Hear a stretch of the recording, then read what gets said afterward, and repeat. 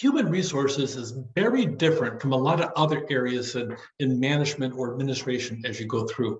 If you look at the structure of it, you really have a bifurcated department that does different things. You have to have people that do micro detail and they have to be good at it. You don't want somebody to make a mistake on somebody's payroll documents and they end up getting their paycheck the 6 weeks after they start and they're starving to death in the meantime. That would be the epitome of a disaster as you go through, but that does come through human resources and that's possible to have happen. You must have people that get the details right and follow the rules. You also have to have that flexibility because, by the way, we're dealing with humans. Humans aren't always perfect as they go through and things happen, and sometimes you need to do extraordinary things and bend the same rules that you may have created to make certain all the rules are followed. So there's this whole different aspect of hyper detail and having a sensitivity to the human element as you go through. So we talk about human resources because it plays a big role in a company's survival and effective to make certain you're competing a lot in the world. Because, by the way, the world is no longer just in your backyard. The world is across the entire planet Earth, and you're competing against different countries even, and corporations and multinationals as you go through. So it depends what kind of job that you end up with and how you're dealing with it. Human resources, we normally call it, you'll see HRM referred to frequently as human resource management. Our roots really come from being personnel, and really the personnel is more of an administrative only function where people will come and fill out the form. We're going to look at maybe hire you someday. I mean, it's very robotic as you go through. It evolved in the early 90s, and we started calling it human resources, and we had more duties, especially about planning, especially about strategic planning, and also we gave ourselves about a 10 to 15% raise. Oh yeah. Anyway, so by the time you're all done, and look over here, now it's even bigger. I have to tell you, human resources hits the headlines on a regular basis from people being really foolish in the process of sexual harassment, promoting people for sex and everything else. I thought those days were behind us. Maybe they're more out there. It happens all the time. Sloppy human resource management sits down there and causes all kinds of anxieties. Here in our own backyard, we had a major corporation right here in Orange County that ran a ridiculous aspect of a company. And by the way, they got bought out by somebody else because the allegations of sexual discrimination were so numerous, their valuation of the company dropped dramatically. And by the way, somebody bought them out and they got rid of the management in the process. And that's probably a good thing as you go through. Pay attention because everybody should be treated with dignity and respect as you go through. We really deal a lot with all these different aspects of human resources, and it's huge to matter the aspects of how we deal with it. A lot of times we give direction to other departments as to they're going to make this much money, but you give that to payroll. A lot of times payroll's in human resources. Sometimes it's in the business services side as you go through. It depends how the company's structured, but they have to follow the guidelines from the human resources. It's really integrated in the whole business.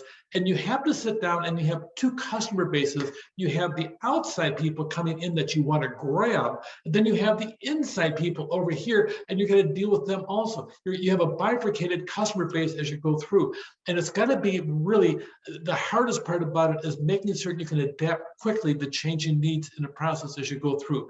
You also have to be able to identify talent from within and move it. Otherwise, they may decide to leave as you go through. And you have to know what motivates employees and helps supervisors be especially successful in managing the people that work there as well. Human resource, there's a lot of outplacement. We got to make certain that there's labor law compliance, a lot of record keeping. You have the personnel files, they have to be confidential. In this world of a hack a day as you go through, you got to watch them, make sure they're fully secure, because so many records are now online that any hack can sit down and release a whole treasure trove of stuff for trolls to sit down and steal personal confidential information. Record keeping is a big deal. Sometimes you engage in testing. We'll talk about that as you go through to talk about the aspect of trying to find the best candidates. You have to deal with unemployment compensation, deal with layoffs, benefit administration as you go through. There's a huge amount of vast work that's involved, and some of it's tangential to human resources, like the establishment of benefits.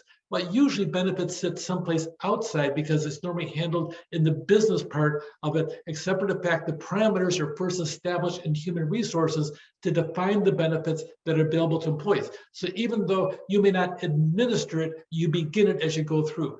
A lot of training. You listen to what this supervisor needs over here, and sometimes you create a training program, or you hire a consultant to come and do that. You do recruitment and selection. Two different functions. We'll talk about that and the differences between them as you go through. A lot of performance management, making sure people are doing their job. And sometimes you have to sit down there and make certain the managers are doing their job to assess their employees. A lot of times people procrastinate because it's not a very pleasant experience. It's called part of being a leader as you go through. If you have a union in there, that falls 100% underneath the purview of human resources you go through. As a chief human resource officer, as I've been for many, many years, you tend to be the chief negotiator and actually lead a negotiating team. And that is very interesting. And you sit down and nothing's more exciting than sitting at a board meeting facing the board of trustees with 100 people behind you with green shirts all glaring at you because you didn't give them the raise that they wanted. It could be kind of exciting. Okay, you create personnel policies that you have to legally defend in court in case you're ever sued. You got to make certain somebody is in compliance with the policies and also the laws and the federal government and the state government and even the county government sometimes as you go through. We really have three product lines. Yes, you got to pay attention to that. Number one, we're administrative. But a lot of times the administrative is going down because computers are taking a lot of that as we go through. We're going to talk about recruitment, and a lot of recruitment now is being taken over by artificial intelligence devices, chatbots. Oh my gosh, they're going to rule the entire planet as you go through. So we'll talk a little bit about that and how to, and the resume reading they do and how they assist sometimes not to our benefit as you go through. So administrative services are reducing. Put that in your notes, by the way. And a lot of the business partner services are going up. So administrative, business partner, and also a strategic partner as you go through. In my opinion, any CEO that has HR filtered through the business side of the house is not a very smart CEO because there's too many things that can blow up over the personnel aspect of it. The chief of human resources should report directly to the chief executive officer of the corporation. Anything else, I guarantee you that chief executive officer will be blindsided by something come up in the process. I sat down, I've been at meetings and everything else, and I had the head on of the business thing. I got a $300,000 contract approved, boom, just like that. And then we ended up hiring somebody for a 19-hour part-time cafeteria position who is the niece of so-and-so in there. And we spent 15 minutes talking about hiring somebody's niece over a little teeny tiny job that pays about $24,000 a year. There's more talk about the personnel things because people are more interested in the human aspect of it than they are in big giant budgets as you go through. It's true, and you'll see that as you go through. 3 product lines, know the names of them as you go through. So we have those things, and administrative services where there are decreasing in responsibility in HR because the technology, and the business partner services, and especially the strategic partner, are increasing in scope as you go through.